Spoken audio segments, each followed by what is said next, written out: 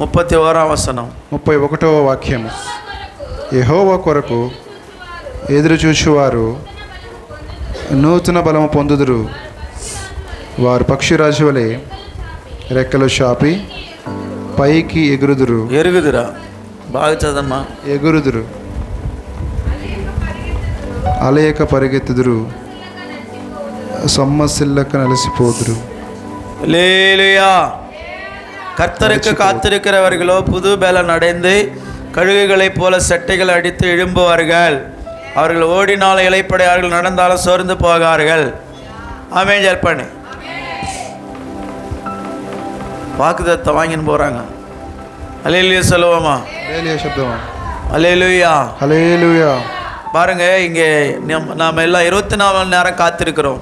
మనం 24 గంటలు మనం ఇక్కడ వేచి చూస్తున్నాం.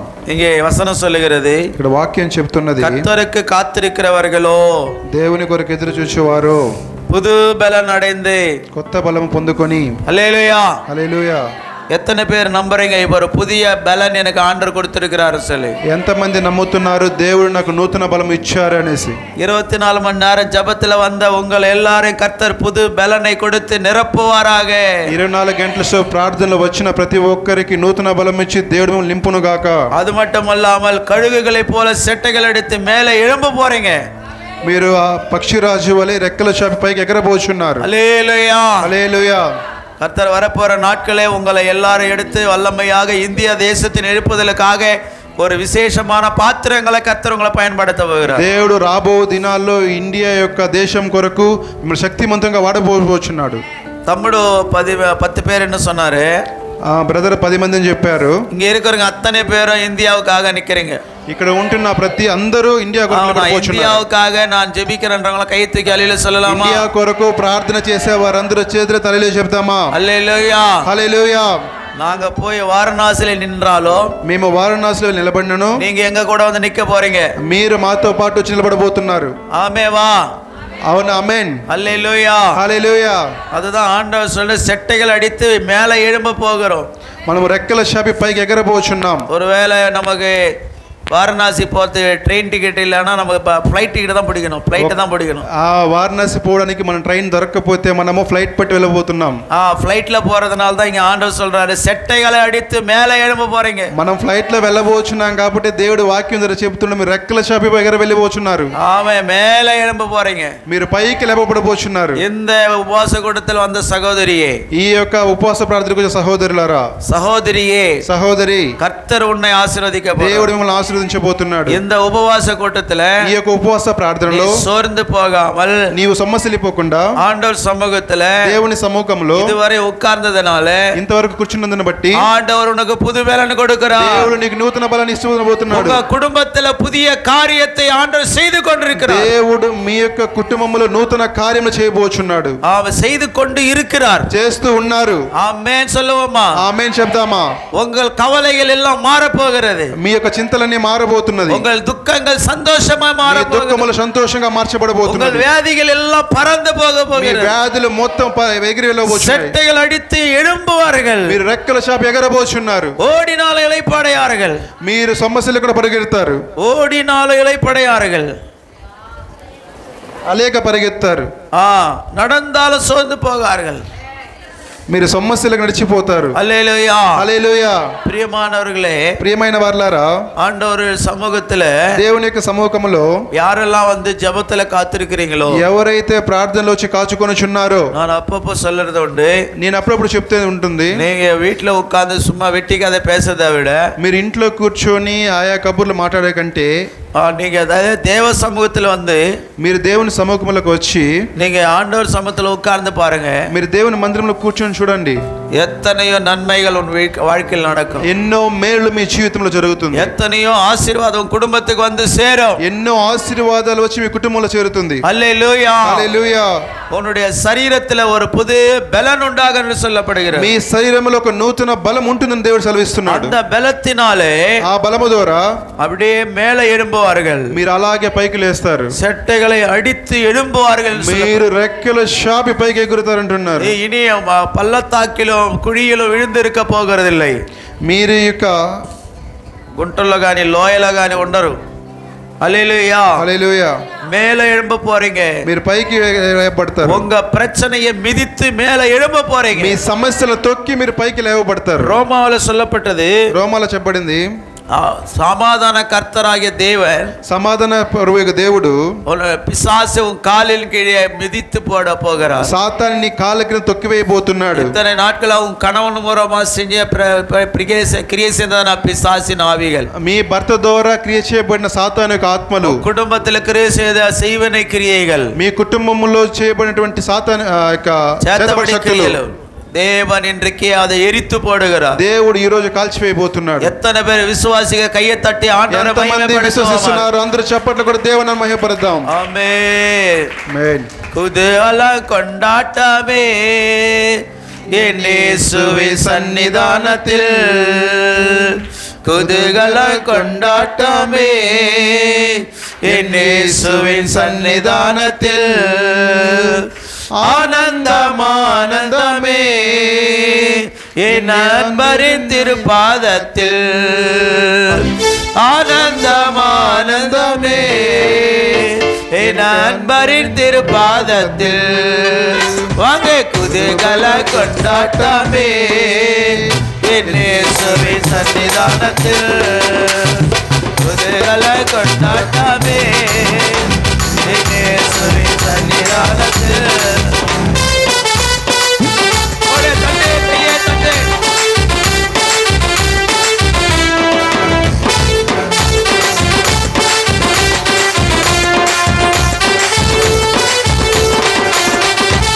அவமெல்லாம் பறந்தது, நோய்கள் எல்லாம் தீர்ந்தது இயேசுவின் ரத்தத்தினால். பாவமெல்லாம் பறந்தது, நோய்கள் எல்லாம் தீர்ந்தது ரத்தத்தினால்.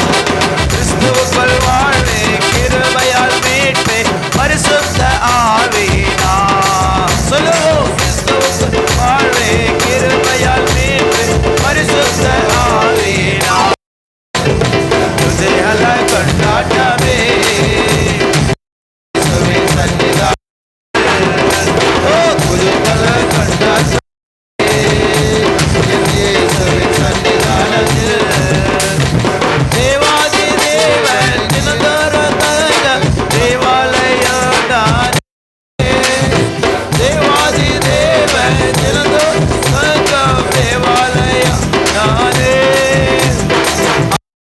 தேவன் அச்சாரம் தந்தார் அதிசயம் அதிசயமே, ஆவியான தேவன் அச்சாரமான அதிசயம் அதிசயமே, வாங்க குதூகல கொண்டாட்டமே என் இயேசுவின் சன்னிதானத்தில், குதூகல கொண்டாட்டமே என் இயேசுவின் சன்னிதானத்தில்.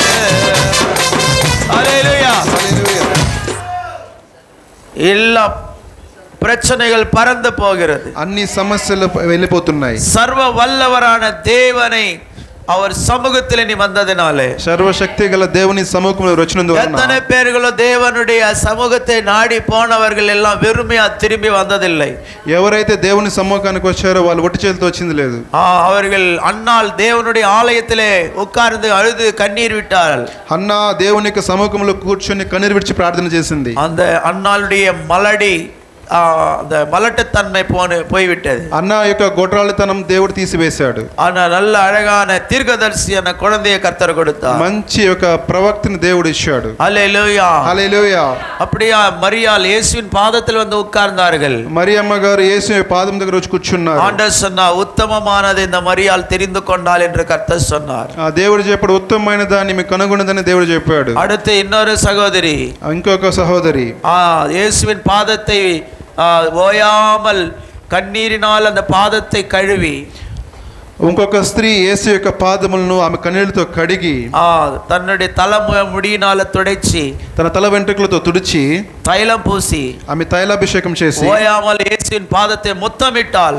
ఆమె అలా చేసి ఆ దేవుని యొక్క పాదాలు ముద్దు పెట్టింది. ஆண்டவர் சொன்னார், இவளுடைய எல்லா பாவத்தையும் நான் மன்னிக்கிறேன்னு சொல்லிட்டார். దేవుడు చెప్పారు, ఈమె సకల పాపములను క్షమిస్తున్నాను. இவள் எவ்வளவாய் என்னை அதிகமா நேசித்தாலோ, ఈమె ఎంతగా ప్రేమించిందో அவ்வளவாய் அந்த சகோதரியுடைய அந்த மகளுடைய பாவத்தை எல்லாம் நான் துடைத்து போடுகிறேன்னு சொல்லிட்டார். అంతకంతగా నేను ఆ సహోదరి యొక్క పాపాలను తీసివేస్తానని చెప్పాడు. அவன் என்னிடத்தில் வாஞ்சியா இருக்கிறபடினாலே ఆమె నా యొద్ద ఆశ కలిగి ఉన్నది కలున 96ஆம் சங்கீதத்துல சொல்லப்பட்ட 10-11-12 வசனத்துல அவனிடத்தில் வாஞ்சியா இருக்கிறபடியால் அவனை விடுவிப்பேன், நாமத்தை அவன் அறிந்திருக்கிறபடியால் அவனை உயர்ந்த அடைக்கலத்தில் வைப்பேன் என்று கர்த்தர் சொல்லுகிறார். కీర్తనలు 96 பாதலா కీర్తనలు 90 அவனிடத்தில் வாஞ்சியா இருக்கிறபடினாலே 91:14 வசனம்.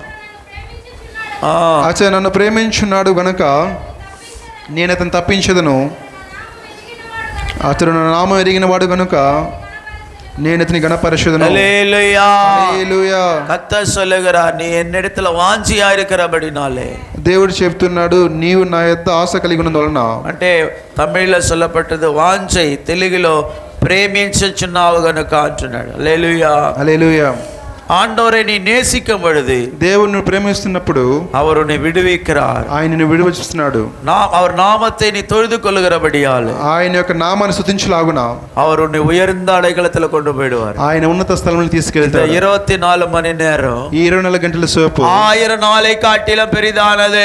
ఈ దినముల కంటే శ్రేష్టమైనది. 1000 நாளுடைய ஆசீர்வாதம் உங்கள் எல்லாரும் சிரசின் மேல வருவதாக.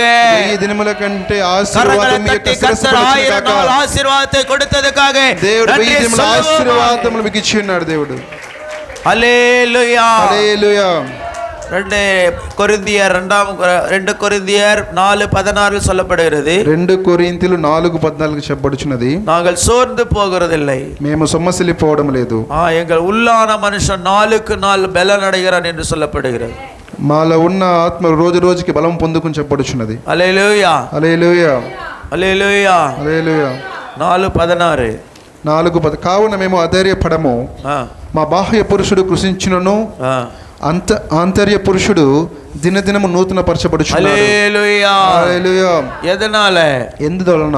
இங்க சொல்லப்பட்டது, நாங்கள் சோர்ந்து போகிறதில்லை, எங்கள் புறம்பான மனுஷனான அழிந்தோ உள்ளான மனுஷனுக்குள் நாளுக்கு நாள் நாங்கள் புதிதாக்கப்படுகிறோம். ஆமென். ஹல்லேலூயா. ஹல்லேலூயா. உள்ளான ஆவி, உள்ளுக்குள்ள இருக்கிற ஆவி சரியா மாற வேண்டும். మన లోపల ఉన్న ఆత్మ సరిగా ఉండాలి. అది மேலான மனுஷன் எப்படி இருந்தாலும் பரவாயில்லை, ఆ పైన రూపము ఉన్న మనుషుడు ఎలా ఉన్నా సరే.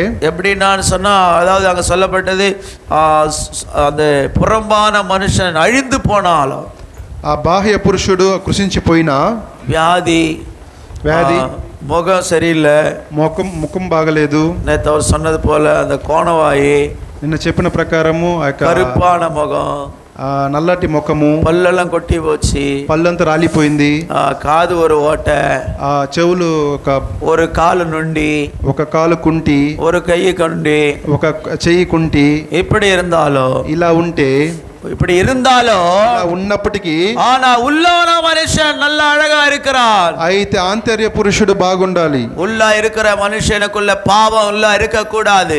ఆంతర్య పురుషునిలో ఎలాంటి పాపం ఉండకూడదు. அதுதான் பரலோகத்தின் மகிமையின் ஐஸ்வர்யம். అదే పరలోక మహిమను కనపరుస్తుంది. இந்த தேவ சமூகத்துல வந்து நீ உட்கார்ந்து இருக்கிறபடினால, ఇక్కడ సముఖంలో కూర్చున్నందు వలన பாவத்தெல்லாம் ஆண்டவர் கழுவி விட்டார். నీ పాపాలని దేవుడు కడిగి వేశాడు. உன்னுடைய அக்கிரமத்தெல்லாம் துடைத்து போட்டார். నీ యొక్క అక్రమాలను దేవుడు తుడిచి వేశాడు. உனக்கு உள்ளான மனுஷனுக்குள்ள ஒரு புதிய வல்லமை இறங்கி கொண்டிருக்கிறது. ఆంతర్య బాహ్య లోపల ఉన్న పురుషునిలో ఒక பரிசுத்த ஆவி உங்கள் மேல் வரும் பொழுது, పరిశుద్ధాత్మ మీదకి వచ్చినప్పుడు நீங்கள் புது பலன் அடைகிறீர்கள், నూతన బలమును పొందుకుంటారు. கரங்களை தட்டி ஆண்டவர் கொடுத்த வல்லமைக்காக நன்றி சொல்லுவோமா. చేతులు తట్టి దేవుడు ఇచ్చిన శక్తిని బట్టి మనం స్తోత్రం చేద్దాం. 103వ సంగీతం 5వ వచనం சொல்லுகிறது, 103వ కీర్తన 5వ వాక్యంలో చదవండి. పక్షిరాజు యవ్వనము వలె నీ యవ్వనము క్రొత్తదగుచున్నట్లు మేలుతో నీ హృదయమును తృప్తిపరచుచున్నాడు. హల్లెలూయా. హల్లెలూయా. இங்கே சொல்லப்பட்டிருக்கிறது, ఇక్కడ చెప్పబడుచున్నది, அங்கே நன்மையினாலே உன் வாயை திருப்தி ஆக்குகிறார். మేలుతో నీ హృదయమును తృప్తిపరచును. கழுகுக்கு சமானமான வயது உனக்கு திரும்ப வால வயது போலாகிறது. పక్షిరాజు యవనములు యవనము క్రొత్తదగుచున్నది. அல்லேலூயா. நீ தேவ சமூகத்துல வந்து உட்கார்றதுனால, నీవు దేవుని మందిరంలో కూర్చోవడం వలన உன்னோட வயசு வால வயதா மாறுகிறது. నీ యొక్క యవ్వనము క్రొత్త తగ్గుచున్నది.